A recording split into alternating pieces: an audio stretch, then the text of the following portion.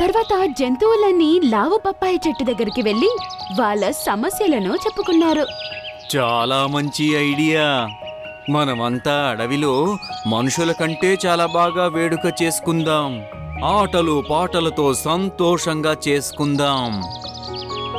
చెప్పండి పప్పాయి అన్న, లైట్స్ మరియు అలంకారం చేయడానికి వస్తువులు మేము ఎలా తేవాలి? అలంకరణకైతే పువ్వులు ఇంకా ఆకులతో సరిపోతుంది. వాటికైతే అడవిలో తక్కువేం లేవు కదా. లైట్లని ఎలా ఏర్పాటు చేసుకోవాలి, ఇది చెప్పడానికి నాకు కొంచెం సమయం ఇవ్వాలి. అలాగే బొప్పాయి అన్న, మేము పూలు ఆకులు అన్ని ఏర్పాట్లు చేస్తాం. ఆ లోపున మీరు లైట్ల గురించి ఆలోచించండి. జంతువులన్నీ పువ్వులున్న కొండకి అక్కడి నుంచి వెళ్ళిపోయాయి. అక్కడి నుంచి వాళ్ళు అలంకరణ చేసుకోవడం కోసం పువ్వుల అందమైన తీగలను కోసుకుని వాళ్ళు తిరిగి లావు బొప్పాయి చెట్టు దగ్గరకొచ్చారు. బొప్పాయి అన్న, మీరు ఏమి ఆలోచించారు?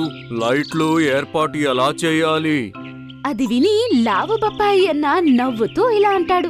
హహా, ఇటు చూడు, ఇలా ఏర్పాటవుతాయి లైట్లు.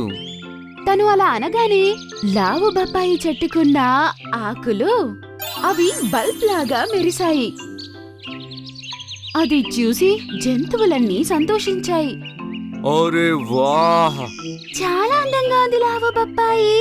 అరే వా, మజా వచ్చేస్తుంది. బొప్పాయి అన్న ధన్యవాదాలు. షేర్ఖాన్ ఎలాగో మన రాజుగారు కదా, ఆయన కోసం కూడా నేను ఒక సర్ప్రైజ్ ని ఏర్పాటు చేశాను.